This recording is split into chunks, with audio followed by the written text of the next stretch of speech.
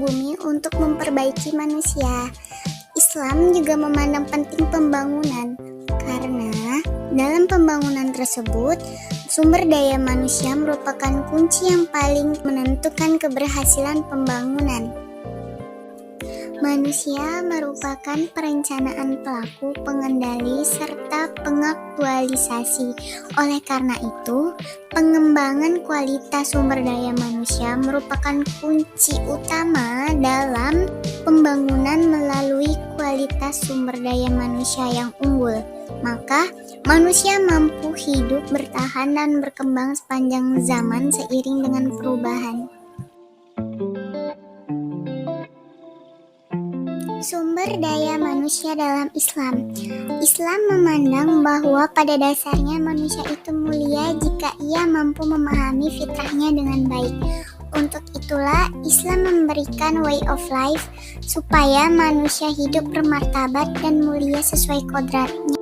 Al-Quran menegaskan bahwa manusia adalah sifat makhluk yang bertanggung jawab yang diciptakan dengan sifat-sifat ketuhanan.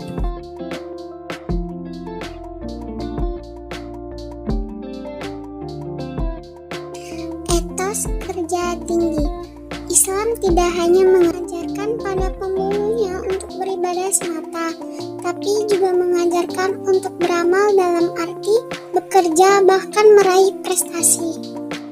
Islam tidak hanya sekedar memerintahkan untuk bekerja tanpa kendali antara iman dan amal, atau kerja harus selalu ada interaksi iman yang tumbuh dalam kalbu seseorang, mendorong orang itu untuk berbuat dan melakukan sesuatu yang membuktikan adanya iman yang berfungsi dalam dirinya. Sebaliknya, amal yang dilakukannya tentu disesuaikan bahkan dikendalikan oleh imannya. Amal yang demikian itu akan menambah ketinggian nilai imannya.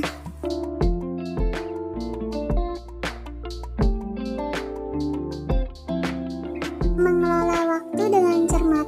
Bagaimana cara kita mengelola waktu dengan baik? Yang pertama, mulailah dengan niat. Yang kedua, perencanaan.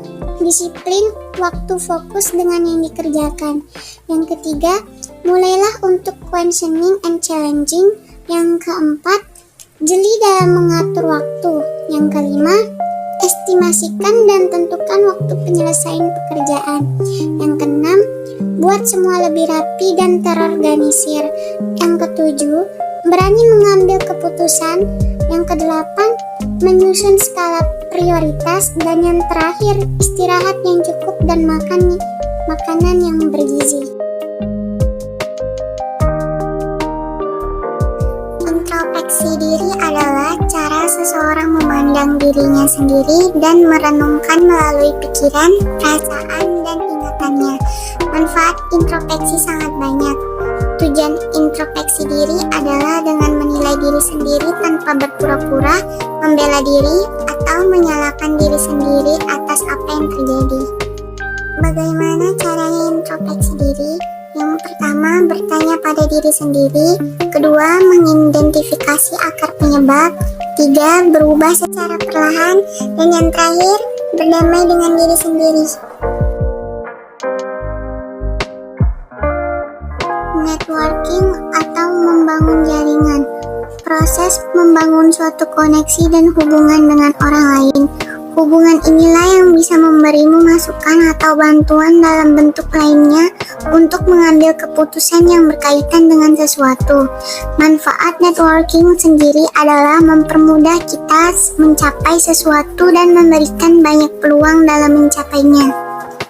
Bagaimana cara menempuh networking? Pertama, tentukan tujuan networking. Karena beda tujuan, maka beda pula jalur yang akan ditempuh. Kedua, siapkan elevator pitch atau perkenalan singkat yang menarik. Tiga, hubungi koneksi terdekatmu, selalu mencari koneksi di lingkaran yang lebih jauh. Empat, bergabung pada komunitas lokal dan nasional. 5. Gunakan sosial media untuk memperluas networking.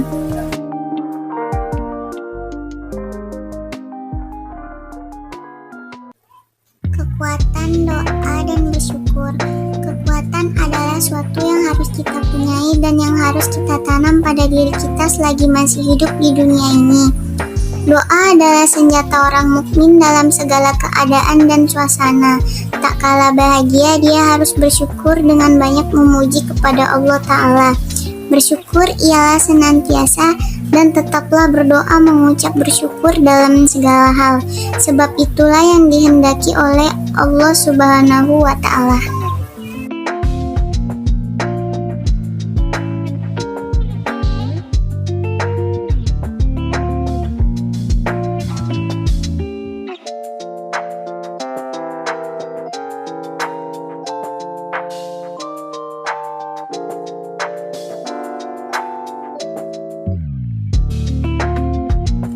Istiqomah dan komitmen. Yang pertama, competitive for hard work. Yang kedua, getting done with and talk people. Yang ketiga, good appearance.